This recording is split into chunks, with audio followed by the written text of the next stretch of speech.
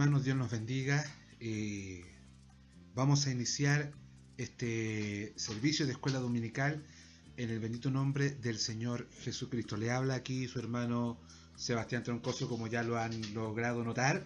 Hoy día hemos tenido un quiebre, ¿no es cierto? Vamos a hacer un cambio el día de hoy con respecto a lo que es el expositor del tema. Dios me dé su gracia. Quiero saludarle a cada uno de ustedes, me espero que se encuentren bien y que esta escuela dominical pueda bendecir su vida, así como también sin duda bendecirá mi vida y la vida de todos los que llegue y puedan escuchar de esta escuela dominical. Así que le invito primero que todo que podamos orar al Señor para que este momento sea un momento de bendición, un momento de agrado, un momento de aprendizaje, un momento de poder estar plenos en la enseñanza que nos da cada día la escuela dominical. Amén. Así que le invito a que cierre sus ojos desde su hogar. Padre Santo, eterno Dios de la gloria, a través de su Hijo amado Jesucristo llegamos a su presencia.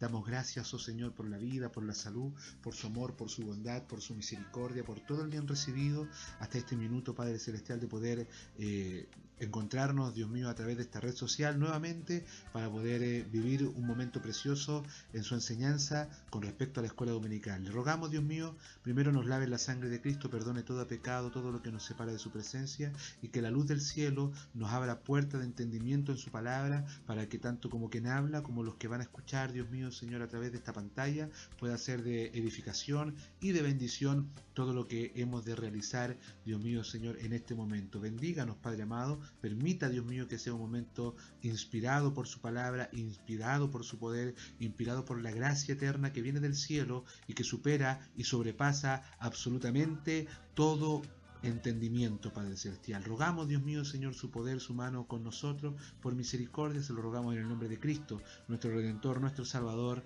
Amén. Y la gloria se la damos al Señor. Gloria a Dios, gloria a Dios, gloria a Dios para siempre. Bien. El día de hoy nos toca estudiar Gálatas nuevamente en el capítulo número 5, desde el versículo número 7 a el versículo número 15. Amén. Así que le invito a usted que pueda buscar desde su hogar. Quiero darle un minuto de poder usted buscar en su Biblia el libro, la epístola, mejor dicho, del apóstol Pablo a la iglesia de Galacia o los Gálatas, capítulo número 5, desde el versículo número 7 al 15. Mientras tanto, les sigo invitando, como siempre lo hacemos en todas nuestras transmisiones, a que usted pueda darle like al video, suscribirse al canal y activar la famosa campanita que está a uno de los costados de la transmisión. Esto le va a permitir a usted que cada actividad que nosotros realicemos le llegue una notificación, usted pueda saber cuando ya estamos transmitiendo, cuando ya estamos haciendo a veces las pruebas que hacemos con el director, ahí estamos saliendo al aire, viendo cómo funciona mejor. También las va a poder ver y se va quizás a divertir un poquito con las mini locuras que hacemos en el momento, y así también los videos cuando cantemos tenemos una idea de poder ir haciendo una especie de videoclip para poder compartir. Mañana intentaremos hacer el primero, vamos a dar un salto ahí hacia lo que podamos hacer y podamos ir innovando para poder ir trabajando en esto que nos ha tocado de hacer transmisiones de esta manera, poder compartir nuestro servicio de esta forma. Espero que ya la haya encontrado. Le reitero por última vez la epístola del apóstol Pablo a los Gálatas, la iglesia de Galacia, capítulo número 5, versículo número 7 al 15. Vamos a proceder a dar lectura en el nombre poderoso del Señor Jesucristo. Y dice así: vosotros corráis bien. ¿Quién os estorbó para que no obedecieseis a la verdad? Esta persuasión no procede de aquel que los llamó. Un poco de levadura leuda toda la masa. Yo confío respecto de vosotros en el Señor, que no pensaréis de otro modo, mas el que os perturba llevará la sentencia, quien quiera que sea. Y yo, hermanos, si aún predico la circuncisión, ¿por qué padezco persecución todavía? En tal caso, se ha quitado el tropiezo de la cruz. Ojalá se mutilen los que os perturban, porque vosotros, hermanos, A libertad fuisteis llamados, solamente que no uséis la libertad como ocasión para la carne, sino servíos por amor los unos a los otros. Porque toda la ley en esta sola palabra se cumple: amarás a tu prójimo como a ti mismo. Pero si os mordéis y os coméis unos a los otros, mirad que también no os consumáis unos a otros. Dios añada mucha revelación a la lectura de su palabra y a lo que vamos a aprender en esta clase de escuela dominical. Procuro, cada vez que me toca, y espero que Dios me multiplique en gracia para poder en esta hora transmitir la enseñanza de la palabra del Señor, procuro siempre hacer un poco de historia bíblica, porque es necesario para que podamos irnos situando en los diferentes contextos de lo que vamos aprendiendo y los problemas globales que tenía cada una de las iglesias. El apóstol Pablo no escribe a las iglesias porque sí. El apóstol Pablo no va mandando las cartas a las diferentes congregaciones: Corinto, Éfeso, Tesalónica, en fin, en la iglesia de Filipo. No las manda porque sí. Él ha ido detectando en algunos casos, en la mayoría, desde sus prisiones, él ha ido detectando los diversos problemas que van ocurriendo a través de las iglesias, y lo importante que es para él poder direccionar, corregir, guiar de mejor forma a las iglesias compuestas, ¿ya? Entonces hemos visto, en la iglesia de Gálatas hay un problema muy grande para mí, o bajo el concepto propio del problema muy grande que yo veo en la iglesia de Gálatas, y que nos enseña el libro, la epístola completa, de lo que es el problema de lo que es la circuncisión y la incircuncisión, y cuál es el método correcto, y por qué se debe hacer y por qué no se debe hacer, y cuál es el problema tal. La iglesia de Galacia, no olvidemos que el apóstol Pablo es llamado como el apóstol de los gentiles. Él estaba preparado. Me gusta nombrar esto siempre, y lo voy a volver a hacer sin querer abusar de su oído, por supuesto, pero me gusta decirlo porque el apóstol Pablo estaba preparado para ser el apóstol de los gentiles. No había otro. El Espíritu de Dios dotó a Pedro, dotó a Juan, a Santiago, a todos los discípulos de Jesús para pasar a ser apóstol, pero ninguno de ellos tenía la preparación para llegar a ser apóstol de los gentiles. Solamente Pablo. ¿Por qué Pablo? Recordemos que la historia nos enseña que Pablo era un políglota, o sea, manejaba más de 2 idiomas. Manejaba el idioma que gobernaba, o como hoy gobierna el inglés, en ese tiempo gobernaba el idioma griego. Y entonces todo lo que pasaba para hacer una unificación de los textos y todo, pasaba todo por el griego. De hecho, la historia también nos enseña de que los grandes científicos, o la ciencia, la sabiduría, el conocimiento de aquello entonces se posicionaba siempre en Grecia. No olvidemos de que cuando Pablo llega a Grecia, él empieza a ver muchos dioses. Encontró un lugar donde dice: este es el Dios no conocido, donde no había ninguna estatua, donde los griegos, en su conocimiento soberano que ellos creían tener, dijeron: bueno, tenemos tantos dioses, no va a hacer que nos falte uno, por lo tanto vamos a dejar un lugar sin nada y le ponemos al Dios no conocido, y así no ofendemos a nadie. Entonces el apóstol ve eso y se va al Areópago, donde se juntaba, para que usted me entienda, algo muy similar a un púlpito que nosotros ocupamos, pero se ganaban todo, la creme de la sabiduría, a escuchar lo que se iba a exhortar. Ahí estuvo Pablo. Ahí Pablo presentó los argumentos, dijo a quién él servía, expuso de buena forma a todos los sabios que estaban en ese lugar para escuchar lo que Pablo andaba diciendo, lo que Pablo había predicado. Pablo empezó a predicar por un lugar y lo llevaron a ese lugar: queremos escuchar lo que tú dices. Eso fue en Grecia, Atenas puntualmente. Entonces Pablo va recorriendo iglesias. Él tenía la capacidad de hablar, él podía llegar. También destaco esto: Pablo tenía en su intención en su segundo viaje misionero, llegar hacia Asia. Ese era su pensamiento, allá iba su mente, llegar a Asia.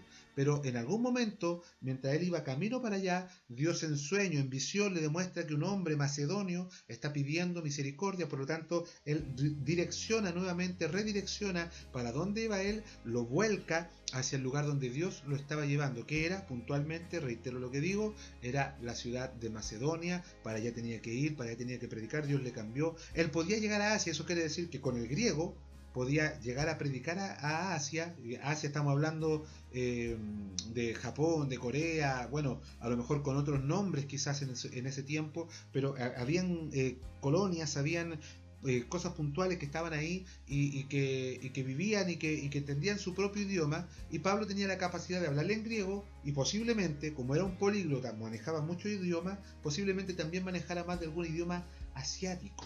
Por lo tanto, estaba preparado Pablo para ser el apóstol de los gentiles, estaba preparado para ir a enseñar a los romanos, a los efesios. Fíjese usted, todas las cartas que tiene el apóstol Pablo están fuera.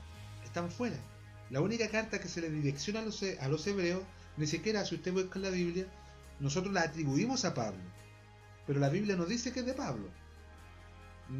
Yo creo que me entiende. No está direccionada propiamente tal a él, no dice que él la escribió, porque Pablo tenía una orden: él ser apóstol de los gentiles, salir y predicar por muchos lugares, y por lugares donde no llegaba la palabra de Dios. Y aquí había un problema, un conflicto grande, porque mientras se iban convirtiendo personas, mientras se iban convirtiendo diferentes personas de diferentes ciudades fuera de lo que era el judaísmo y Israel propiamente tal, empezó a haber un problema de las costumbres judías contra lo que Pablo iba enseñando y lo que nos enseña el evangelio de la cruz. El evangelio de la muerte de Jesucristo nos enseña un punto que es totalmente importante y valioso. ¿Y sabe cuál es ese? El punto de la gracia, del perdón a través de la gracia, no la justificación. No la justificación. Entonces, mientras van haciendo y va el apóstol Pablo expresando este evangelio de misericordia, dejó una iglesia plantada. Si recordamos los primeros versículos de esta carta apostólica, Pablo está un poco admirado. Me admiro de cómo tan rápidamente se olvidaron ustedes de lo que le habíamos enseñado y le habíamos predicado.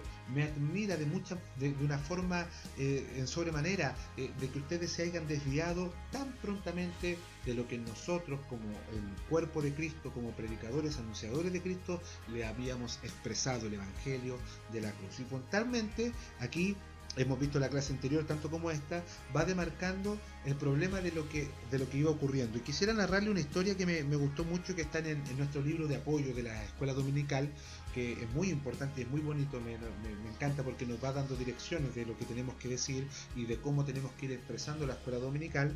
Y puntualmente hay un caso genial para mí de este hombre que iban corriendo una maratón y de repente un señor, quiero leerlo totalmente textual, pero como yo no soy políglota, no me alcanza para bilingüe tampoco, con suerte hablo chileno, que es un idioma que nosotros mismos tenemos solamente, pero el señor Rowan Sloan, creo que lo dije bien, Rowan Sloan, él,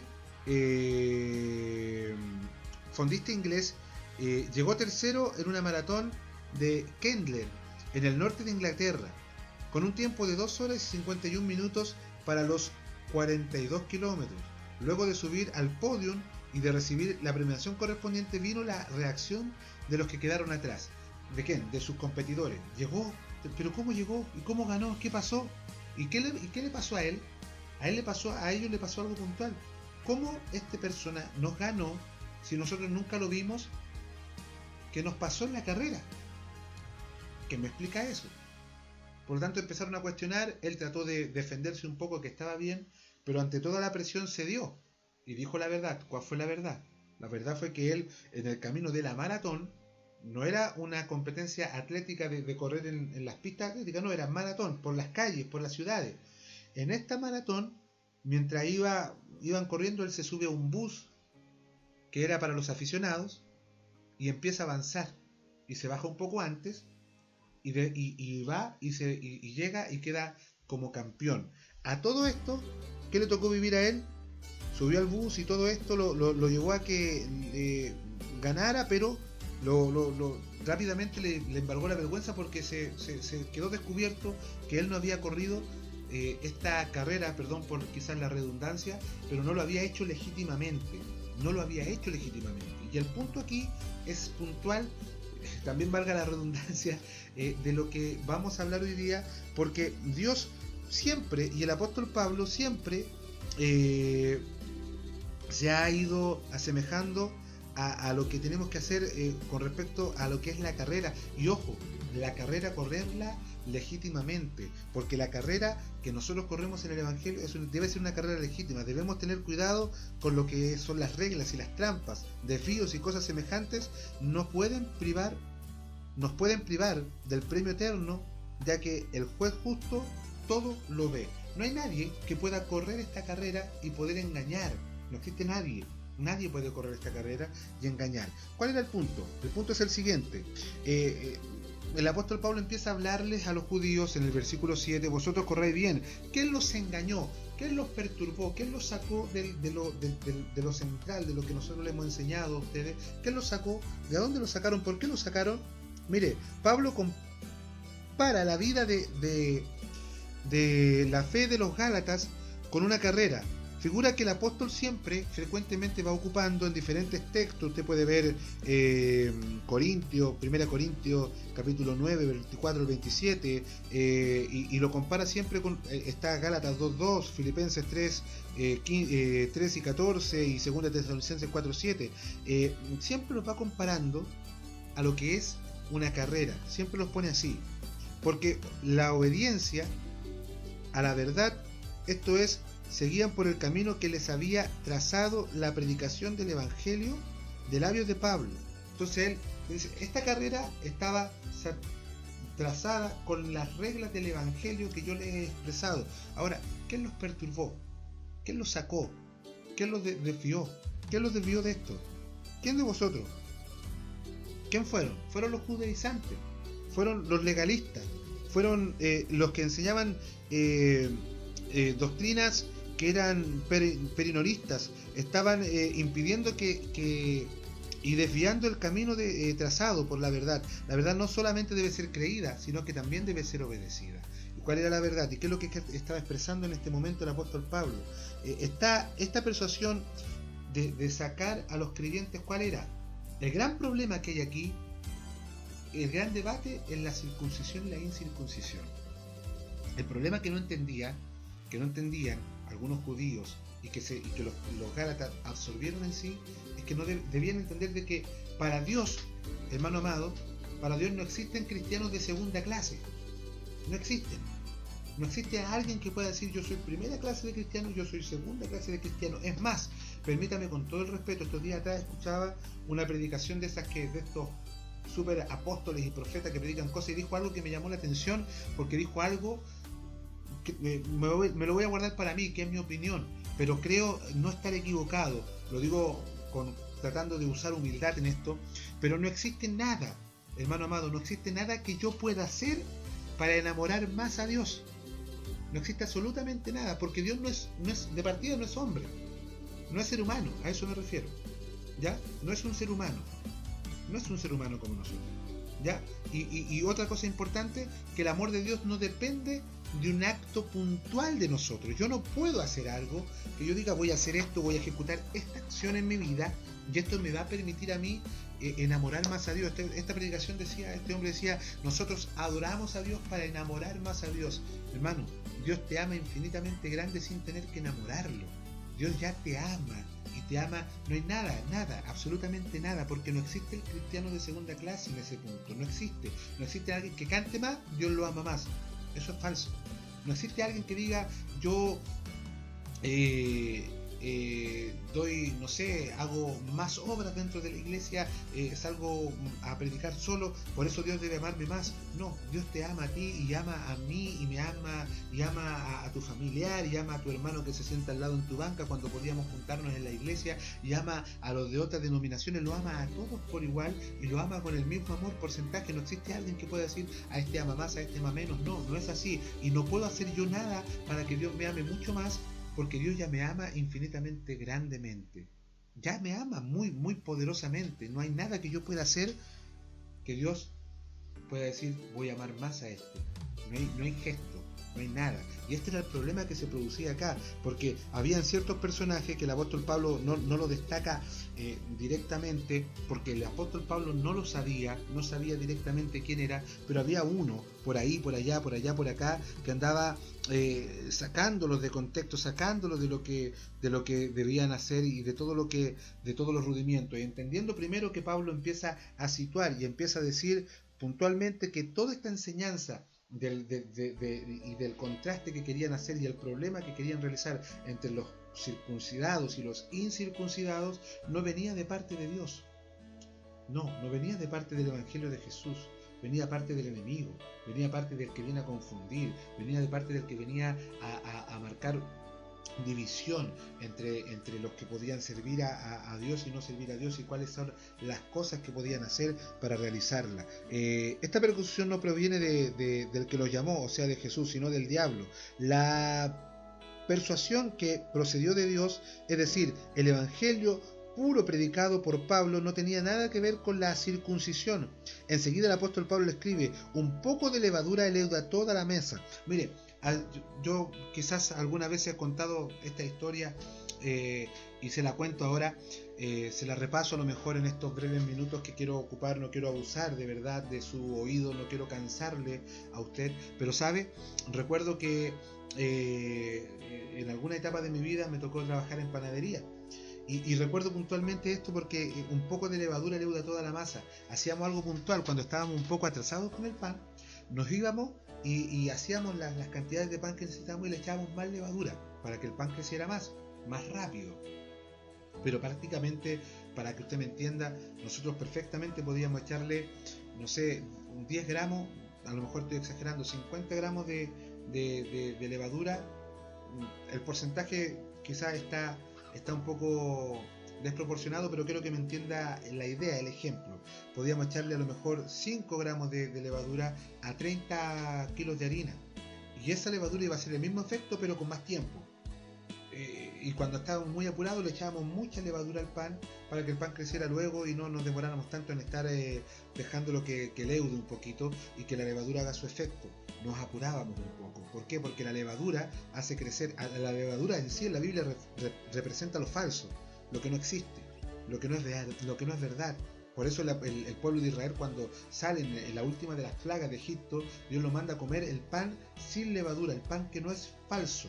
Por dos cosas. Primero, la levadura, para que usted lo sepa, es un hongo natural, pero fue descubierta por los egipcios. Cuando Jehová manda a los israelitas a comer pan sin levadura, lo que le está diciendo también: van a dejar de comer pan de esclavitud, van a dejar de comer pan de los egipcios, y van a empezar a comer pan de verdad, van a empezar a comer pan libre, porque la levadura representa la falsedad, representa lo que no es. Un pan usted que hace, yo me acuerdo que pesábamos cuando antes de cocerlo pensábamos para tener un prospecto de cuánto tenía que pesar el pan, y póngale usted que crudo el pan, si mal no recuerdo, era entre 90 y 120 gramos. Ojalá 120 para que cuando lo cociéramos se deshidratara y quedara en 90. Y el peso, pero usted lo ve así en 120 gramos, era muy delgadito, muy diferente a como lo ve cuando usted lo compra, mucho más ancho, pero no es que tenga más masa, es solamente levadura, se infló, nada más. Entonces el apóstol Pablo le dice: un poco de levadura leuda toda la masa. Uno que esté enseñando a ir en contra de lo que ya le hemos enseñado, uno que lo haga, uno solo, ese va a empezar a contaminar al otro. Un poco de levadura leuda toda la masa. No es necesario que sea un gran grupo dentro a lo mejor de alguna iglesia que quiera contaminar. Simplemente con uno que esté dispuesto a hacer su trabajo de contaminación, va a ir a contaminar a otro, porque un poco de levadura leuda toda la masa. Entonces el apóstol Pablo dice, aunque a lo mejor eran pocos los que se habían dejado fascinar o embrujar, pero el peligro de contagiar era evidente, y cuanto más cuando aquí se trata de un poquito de un punto doctrinal, un punto doctrinal vital. no es un punto de vista moral como en los corintios, por ejemplo, que ellos tenían otro tipo de problemas, sino que era un punto netamente de la doctrina, de lo que se estaba desvirtuando la doctrina. Y para que encerrarlo mejor, esto es como en mi trabajo actual, donde trabajo en una verdurería, donde dice que una sola manzana puede corromper el cajón completo, contaminarlo completamente. Pablo en esta preocupación sí tenía un poco de confianza en los Gálatas. Perdón, tenía un poco de confianza en los Gálatas y les dice, ¿no es cierto? Yo confío respecto a vosotros en el Señor, que no pensaréis de otro modo. No pensaréis de otro modo. O sea, no se van a dejar engañar por esta pequeña minoría que estaba por ahí y que estaba contaminando al cuerpo de Cristo en la iglesia de Galacia.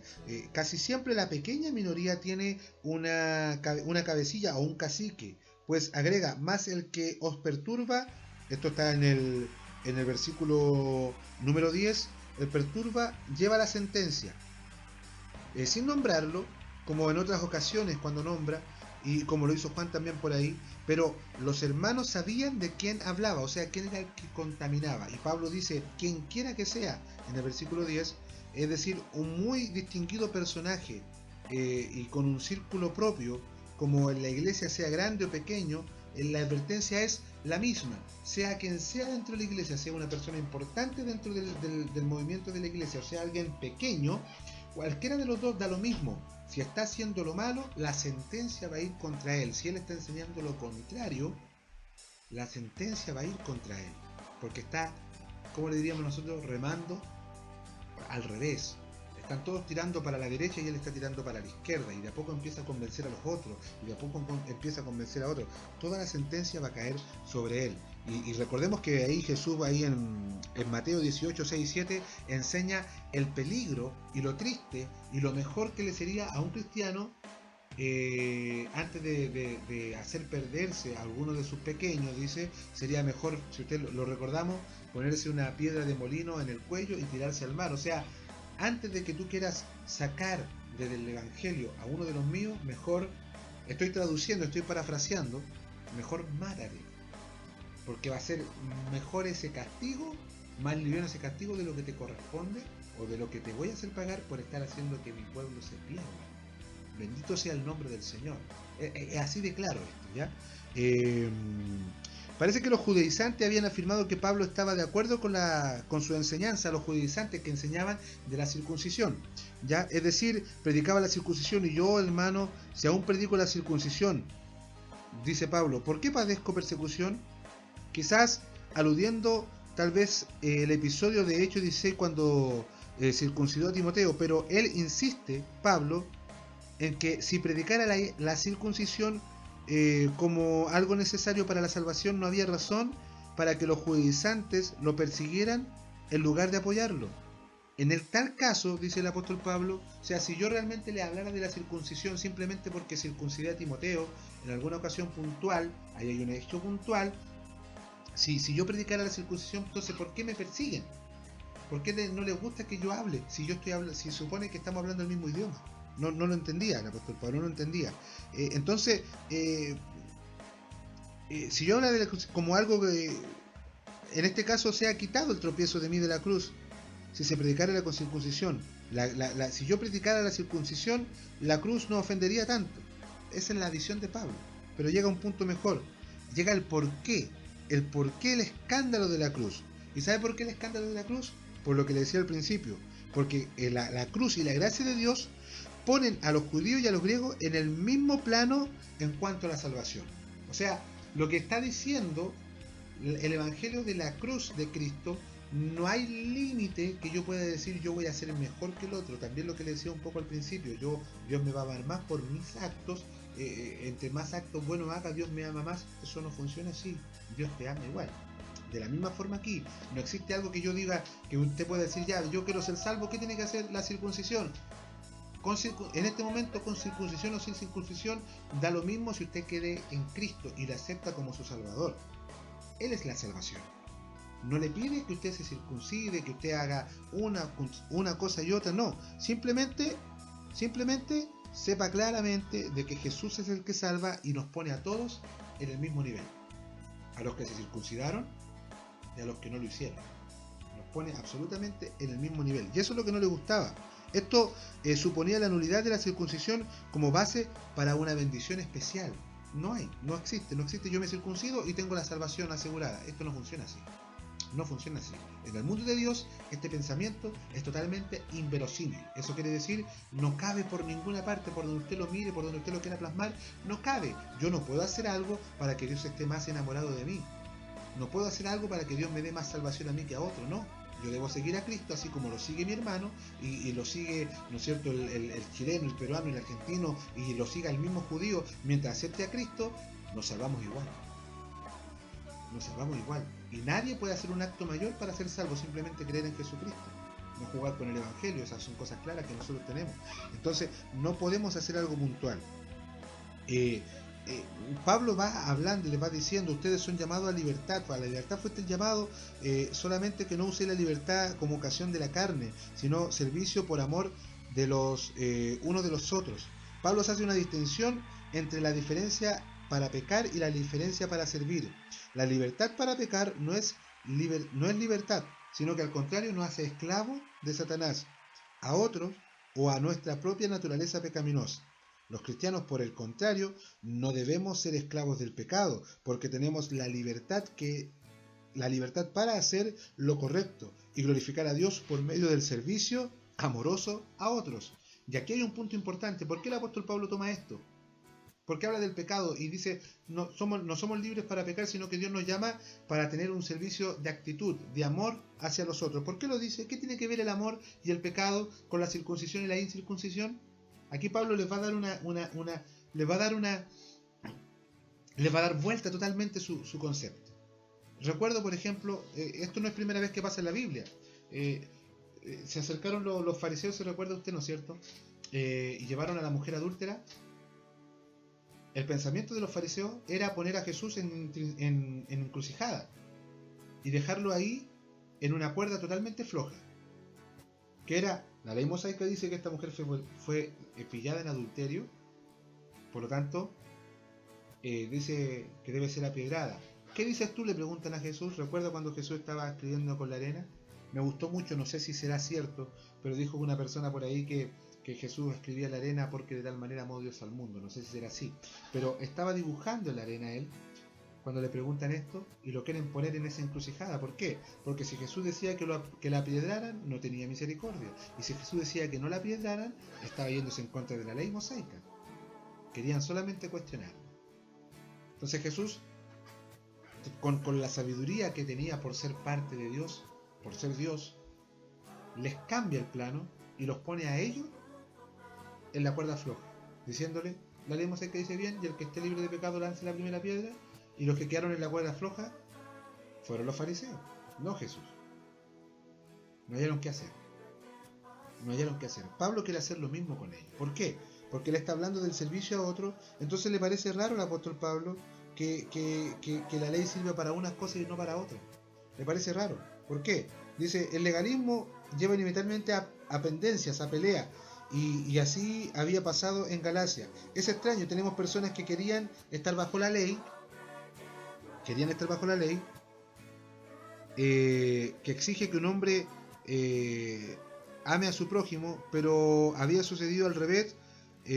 Nos dice Pablo en este último versículo de la acción. ¿Cuál es el último versículo?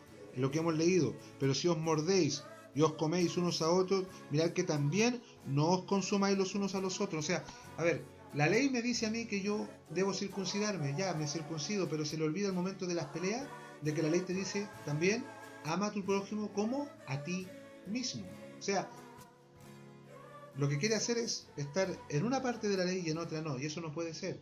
La ley es una, y si yo me quiero someter bajo la ley mosaica, tengo que cumplir toda la ley mosaica, y si yo quiero estar bajo la gracia de Jesucristo, también tengo que obedecer parámetros de la ley, sin duda alguna, pero la ley no se cumple para ser salvo. Si este fue el problema de la ley, no de la ley en sí, de la gente que tomó la ley. El problema de la gente que tomó la ley era puntualmente de que la gente tomó la ley simplemente como un medio.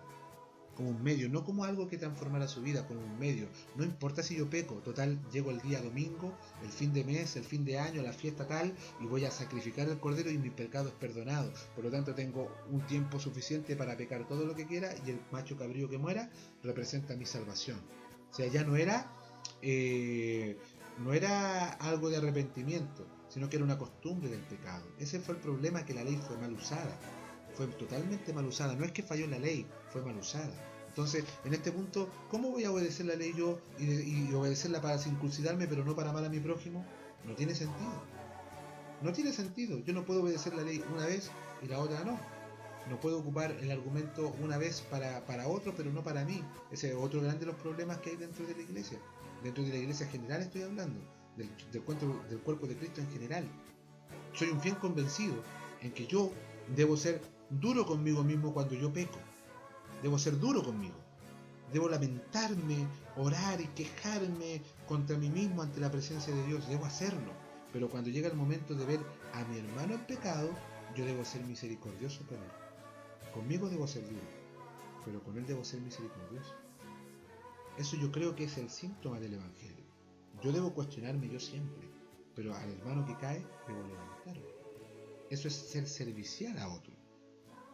Espero estarme dando a explicar. Entonces se anteponía, circuncidémonos pero no amemos al prójimo. ¿Cómo es esto? No tiene sentido. No tiene absolutamente nada de sentido. Esto es, lo voy a poner como ejemplo por alguna práctica personal. Es como que si yo hiciera 3 horas de ejercicio, cardio todo el día, corriendo, y después salgo del ejercicio y me como 3 completos. Y me tomo 4 vasos de bebida. No tiene sentido. No tiene sentido porque estoy haciendo un acto, pero con el otro estoy desvaneciendo todo lo que conseguí acá. Esto es lo mismo que pasa con la ley y con este punto. Claro, o sea, yo quiero hacer la ley porque la ley me manda a circuncidarme. Era más que nada, los judaizantes querían que todos se circuncidaran y punto. No querían cumplir la ley. Porque si debían cumplir la ley, debían amar a su prójimo como se amaran ellos mismos. Entonces Pablo lo está poniendo en la encrucijada. Dice, bueno, ustedes dicen que hay que poner la ley y me quieren cuestionar a mí. Cumplan también el amar al prójimo como a mí mismo. Lo dice la palabra de Dios. Está puesto de tal manera. Entonces, ¿cómo podemos nosotros hacer este vaivén innecesario? No puede ser. Este es un doblez de vida. No tiene sentido. De la misma manera, con todo el respeto y el amor del Señor, nosotros tenemos que entender en este tiempo de que no existe nada de religiosidad que me haga a mí poder estar presente bien ante los ojos de Dios. No existe nada, absolutamente nada. Cuando digo religiosidad, no estoy hablando puntualmente de que yo repita un patrón conceptualmente todo el tiempo, todo de manera casi como una máquina que va marchando todo el tiempo y no hay un cambio, no hay nada. No sirve, porque estoy haciendo algo solamente, pero estoy totalmente desbordado del parámetro de lo que Dios quiere. De la misma manera, yo tengo que tener claro que si yo quiero servir a Dios, debo cumplir todos los parámetros de la ley. De todos los parámetros que Dios me pide. Y la ley va quedando en un concepto puntual afuera. La ley va quedando en que no... si el punto no es tanto si hay que circuncidar o no. El punto es si te circuncidas o no, mientras quedas en Jesús eres salvo igual.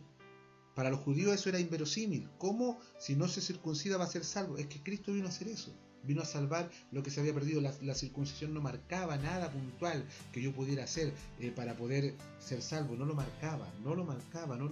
Y este era otro de los tantos problemas que hay en la iglesia hoy día.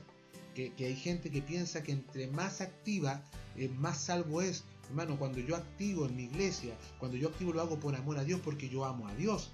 Pero Dios no me va a salvar más a mí y no hay ninguna cosa que yo pueda hacer para estar cerca. Mire, perdóneme, me acordé de este punto. En una ocasión, no me acuerdo de los discípulos puntuales, pero en una ocasión la mamá de uno de los discípulos se acercó y le hizo una petición a Jesús. Lo llevó y ojalá, déjalo Señor, que cuando llegue el momento de sentarse en el trono, en el reino celestial, este se sienta a tu derecha y este se sienta a tu izquierda. Y Jesús los mira y le dice, ¿vosotros sois capaz de beber la copa que yo beberé?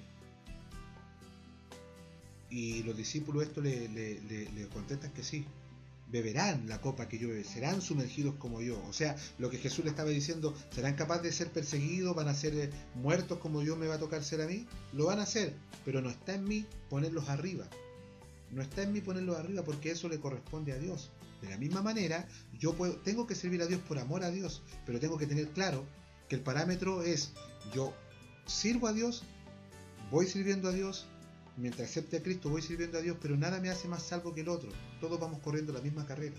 Nada yo voy a hacer que alguien me diga voy a avanzar más que el otro, voy a ser más salvo que el otro. Si el otro va caminando, si mi hermano que va al lado mío va dando testimonio de salvación, yo no hay nada que diga voy a correr y voy a llegar 2 horas antes a la iglesia para que Dios esté más agradado de mí que del hermano. Si el hermano llegó a su hora puntual, Dios lo ama al que llegó 2 horas temprano como al otro también. Y si necesita, y si Dios ve esfuerzo personal, lo va compensando aquí, Dios lo va bendiciendo aquí. En cuando uno es fiel, Dios va bendiciendo, abriendo puertas de trabajo, va multiplicando a lo mejor muchas veces el ingreso económico, o va abriendo puertas, los hijos de los cristianos pueden llegar a la universidad, esas cosas. Pero para la salvación no existe ningún parámetro que yo pueda decir hago esto y esto me salva. No hay cristianos de segunda clase, no hay nadie que pueda decir yo hago más, soy más salvo que el otro. Absolutamente nada. Yo creo en Jesucristo, llevo una vida como Cristo quiere, fuera o lejos del pecado, y Dios me salva a mí, que voy llegando justo, no sé, haciendo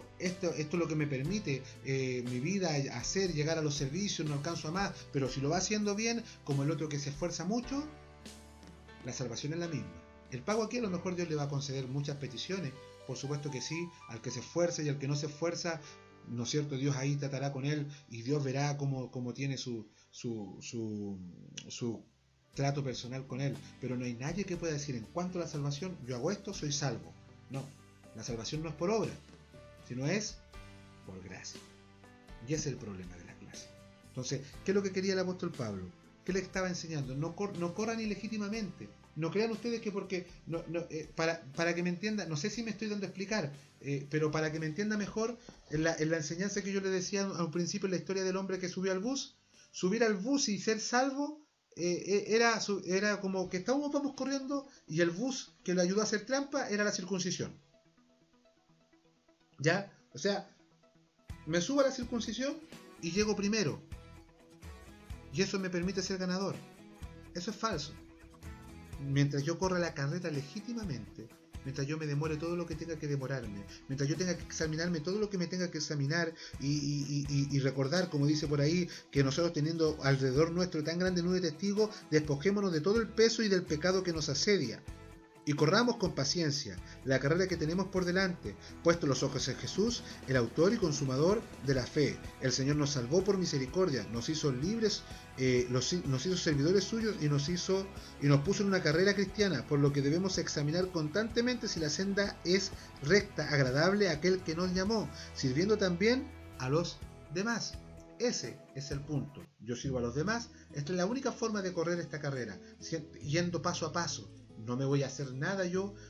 Mire, con todo respeto, perdóneme usted. Yo quiero que se entienda bien. No quiero que este ejemplo se mire por el lado vacío. Quiero que se mire por el lado medio lleno. ¿Ya? Pero usted puede dar 30.000 pesos en cada ofrenda. Eso no lo hace más salvo que su hermano, que solamente quizás puede dar 500 pesos, 100 pesos en cada ofrenda. No lo hace más salvo. No lo hace más salvo. La salvación no se mide por eso. La salvación no se mide por el que se circuncida y el que no se circuncida. No. La salvación simplemente se mide por el que acepta a Cristo y trata de vivir una vida correcta ante los ojos de Dios. Eso es todo. No existe más. Entonces no queramos correr la carrera legítimamente subiéndonos al bus de la circuncisión, subiéndonos al bus del que yo hago más, merezco más, y como yo hago más... Yo siempre he pensado, hermano, escuché por mucho tiempo decir que supuestamente, ¿no es cierto?, una hermana por ahí decía, soñaba y decía, yo quiero ver mi corona en el cielo, ¿cómo va a ser mi corona tiene que ser hermosa porque yo voy aquí, yo voy allá, y Dios le reveló en un sueño su corona, y su corona no era la más hermosa porque ella estaba desenfocada totalmente. O sea, entre más hago yo puedo tener más salvación que otros. No, hermano, no existe eso. Nosotros servimos, hacemos cosas, Dios nos va prosperando en esta vida, pero la salvación es por un solo medio, por Jesucristo el Señor. Así que Dios bendiga su palabra, Dios bendiga lo que hemos hecho. Vamos a orar al Señor para darle gracias por lo que hemos aprendido. Padre, invocamos tu nombre a través de tu Hijo amado Jesucristo y te damos infinitas gracias, Dios mío, Señor, por esta maravillosa oportunidad de haber escuchado un día más el gran, sabio y único consejo, Dios mío, Señor, vital que nos hace tu palabra, Padre Celestial. Permite, Dios mío, Señor, que seamos como cristianos, hombres que corramos la carrera bien, Padre amado, sabiendo de que para ser salvos, para estar ante los ojos de Dios como obrero aprobado, para estar ante sus ojos, oh Padre amado, no podemos hacer una o tal cosa que nos lleve a un ámbito esforzado, por decir algo de alguna manera, que yo pueda hacer un punto mayor. Simplemente la salvación es por amor de tu Hijo amado Jesucristo. Esto no es para el que quiere ni es para el que corre, es para que tú tengas misericordia. Por eso te damos gracias porque has tenido misericordia de nosotros, y todo lo que podemos ir desarrollando y esforzándonos será bendecido en esta tierra, pero la salvación es por Cristo, y le damos gracias, Señor, por ello, porque lo hemos entendido el día de hoy. Ruego que esta sea una bendición para cada uno de mis hermanos que han escuchado esta clase de escuela dominical. Se lo rogamos por Cristo nuestro Salvador. Amén y amén. Dios nos bendiga, Dios bendiga esta enseñanza, Dios bendiga esta escuela dominical. Le invito, al terminar esta clase, por favor, en el grupo de WhatsApp que nosotros tenemos en la iglesia, haga su comentario de cuánto han escuchado la escuela dominical para poder tener nuestro conteo puntual. No olvide que tenemos servicio a las 5:30 para alabar y bendecir el nombre del Señor. Muchas gracias por escucharnos, muchas gracias por ver la escuela dominical. Estaremos viéndonos prontamente. Dios les bendiga, Dios les guarde grandemente.